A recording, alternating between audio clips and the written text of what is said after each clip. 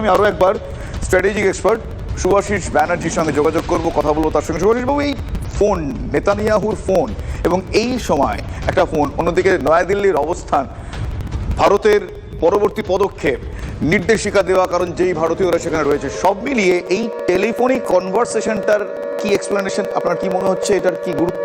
দেখুন দেখুন ইসরায়েল শুধু নয়, আজকে গোটা পৃথিবীর সব থেকে বড় স্ট্রেংথ হচ্ছে কোঅপারেটিভ ইন্ডেক্স। ঠিক। একে অপরের সাথে কতটা আমরা অ্যালাইন, এবং সেই অ্যালাইনমেন্টের একটা বড় কম্পোনেন্ট হচ্ছে কমিউনিকেশন। ঠিক। এই কমিউনিকেশনটা যখন আমরা টাইম টু টাইম করবো, যেটা আমরা অপারেশন সিঁদুরের পরেও দেখেছিলাম, আমরা করেছিলাম, সেই টাইম টু টাইম যে কমিউনিকেট করবো, রাইট ফ্যাক্টস গুলোকে কমিউনিকেট করবো, that is very much important in case of alignment. সেখানে ভারতবর্ষকে অ্যালাইনমেন্টের একটা ভীষণ গুরুত্বপূর্ণ অংশ হিসেবে ইসরায়েল গণ্য করে। তাই জন্য ভারতবর্ষের সাথে ডিসকাস করে নেওয়া বা ভারতবর্ষকে জানিয়ে দেওয়া যে এই ধরনের রিটালিয়েশন আমরা প্ল্যান করছি, এই পিছনে আমার তার লজিক আছে, এবং এই লজিক্যালি আমরা এই কাজগুলো করতে নিজেদের লিপ্ত করছি, এটা বলে দেওয়ার কারণ হচ্ছে অবগত করা, জাস্ট টু নোটিফাই বলে আমরা যেরকম চিঠিগুলো লিখি, সেই নোটিফিকেশন বলতে পারেন। এটা একটা ভীষণ পজিটিভ ইঙ্গিত। তার কারণ হচ্ছে এই ভারতবর্ষকে আজকের ডেটে পৃথিবীর সব অ্যালাইনমেন্টই অ্যাজ এ চেয়ার কনসিডার করে, অ্যাজ সামবডি যার সাথে আমরা ডিসকাস করতে পারি।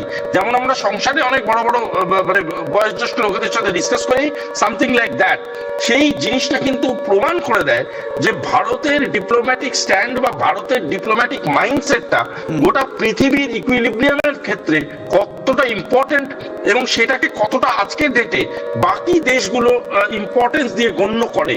and this is a dynamic that has to be considered।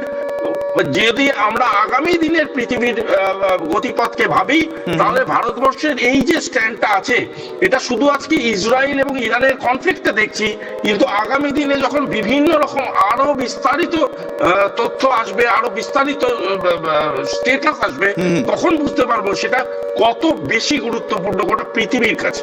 অত্যন্ত গুরুত্বপূর্ণ একটা বিষয় শুভাশিস বাবু, অত্যন্ত গুরুত্বপূর্ণ একটা বিষয় আপনি উল্লেখ করলেন, যে আজকে ভারতের অবস্থান ভারতের দূরদর্শিতার প্রতীকী।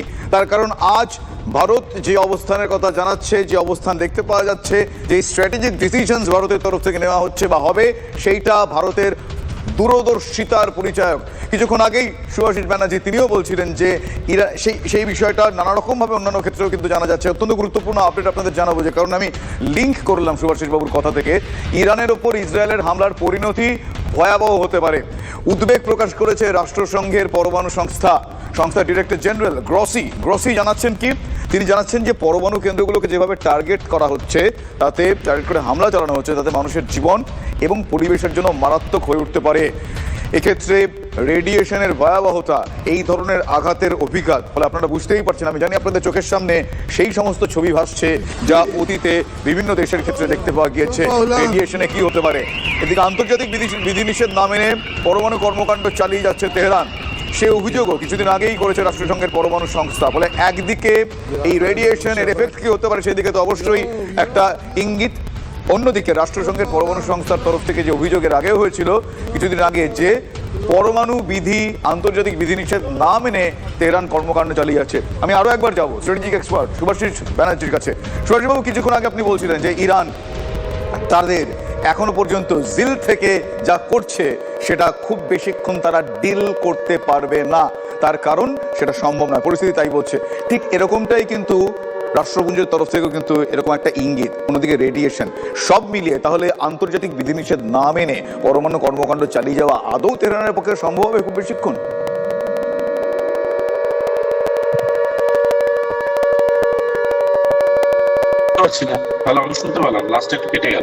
হ্যাঁ, আরো একবার আমি আপনাকে জিজ্ঞেস করছি, যে আপনি কিছুক্ষণ আগে যেরকমটা বলছিলেন যে ভারত তো তার ফোরসাইট, তার দূরদর্শিতার প্রমাণ দিচ্ছে, কিন্তু এই মুহূর্তে পরমাণু কেন্দ্রগুলোকে যেভাবে আঘাত করা হচ্ছে, তো ভয়াবহ পরিণতি হতে পারে। আর তেহরান এই যাবতীয় বিধিনিষেধ না মেনে যেভাবে টার্গেট চালিয়ে যাচ্ছে একটার পর একটা, খুব বেশিক্ষণ কন্টিনিউ কি করতে পারে? দেখুন, একটা কথা আছে, এখানে দুটো বাইফার্কেশন আছে অ্যানসারটার।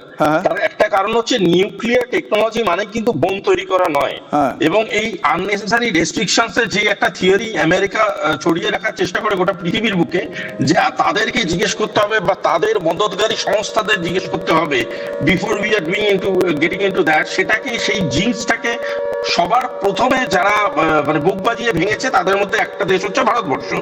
এবং তার জন্য আমরা বলতে পারি নিউক্লিয়ার টেকনোলজিকে ইউজ করে যদি ডেভেলপমেন্টাল কিছু করা হয় তা সেটা সমর্থনযোগ্য। কিন্তু যতটা জানা যাচ্ছে ইরানের যে নিউক্লিয়ার এন্টায়ার এক্সপেরিমেন্টেশন প্রসেস গুলো বা ইরানের যে মানে কালচার অফ নিউক্লিয়ার এক্সপেরিমেন্টেশন, সেটা কিন্তু ভীষণভাবে এই কেন্দ্রিক যে তারা সস্তা দামে নিউক্লিয়ার ওয়েপন্স তৈরি করে বিভিন্ন রকম টেরর অর্গানাইজেশন সাপ্লাই করার প্ল্যানে আছে বা ছিল অলরেডি। তারা বিভিন্ন ভাবে হামাসকেও সাপোর্ট করেছে এবং ইয়েমেনেও এই ধরনের ঘটনা তারা ঘটাবার প্ল্যান ছিল। সুতরাং সেই জিনিসটা কিন্তু ভীষণভাবে নিন্দনীয়, পয়েন্ট ওয়ান। পয়েন্ট টু হচ্ছে there is something called SALT. সেই সল্ট হচ্ছে একটা ট্রিটি, যেখানে limitation treaty, it is a arms limitation treaty. এইখানে কিন্তু বলা আছে খুব ক্লিয়ারলি যে তুমি কোন রকম এমন আর্মস কে ম্যানুফ্যাকচার করতে পারো না যেটা শুধুমাত্র মাস ডিস্ট্রাকশনকে মাথায় রেখে করা হচ্ছে। But again it is a US matter, US এর ম্যাটার। এটাকে ভীষণভাবে অমান্য করেছে ইরান, এটাকে অমান্য বহু দেশ করতে পারে, কিন্তু তারপরেও করে তাদের নিউক্লিয়ার এক্সপেরিমেন্টেশনের মাধ্যমে যে জিনিসগুলো তারা তৈরি করছে সেই জিনিসগুলো কিন্তু শুধু তারা নিজের দেশের নিউক্লিয়ার পাওয়ার বাড়াবার জন্য নয়, dangerous because they are trying to supply it to wrong hands. এইখানেই ইসরায়েলের রাগ, এইখানেই ইসরায়েলের অ্যাকশন।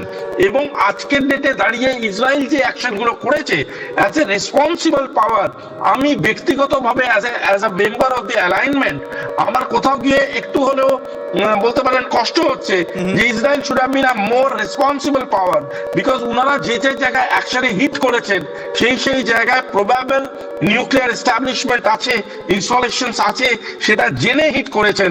এবং সেখান থেকে যে রেডিয়েশনটা আছে উইচ ইজ জাস্টিফাইড, সেই রেডিয়েশনটা কিন্তু বহু সাধারণ মানুষের ভবিষ্যৎ নষ্ট করে দিতে পারে, বহু টেকনোলজিক্যাল এমন এক্সপেন্সেস ঘটাতে পারে যেগুলো তাদের রিসোর্সেস নষ্ট করে দিতে পারে। এই সাধারণ মানুষের মৃত্যু মডার্ন ওয়ারফেয়ারে কোনোদিনই কখনোই কোনো মতেই এনকারেজ করা হয় না। তার জন্যই এই মাস ডিস্ট্রাকশন থিওরিটাকে খুব একটা ব্যক্তিগতভাবে আমি সাপোর্ট করতে পারি না। এবং এই জিনিসটা করা মানে you are actually giving a licence for to a very irresponsible country like Iran, যে তুমি আমাকে রিটালিয়েট করতে পারো ইন নিউক। বুঝতে পেরেছি। এই যে লাইসেন্সটা দেওয়া হলো এটা কিন্তু ডেঞ্জারাস একটা ইন্ডিকেশন। খুব গুরুত্বপূর্ণ বিষয় আপনি বললেন, খুব গুরুত্বপূর্ণ বিষয়। এবং শুধু তাই নয়, আপনি অনেকের হয়ে এই বক্তব্যটা রাখলেন যে সত্যি দায়িত্ব জ্ঞানহীনতার কাছে যদি সেই ছাড়পত্র দিয়ে দেওয়া হয়, লাইসেন্স যদি ইরেসপন্সিবিলিটির কাছে চলে যায়, তাহলে তার প্রভাব ভয়ঙ্কর হতে পারে। ওয়ান লাইনার বললে আপাতত এটাই বলা যায়। আমাদের সঙ্গে ছিলেন স্ট্র্যাটেজিক এক্সপার্ট শুভাশিস ব্যানার্জি। আর এই মুহূর্তে যা সিচুয়েশন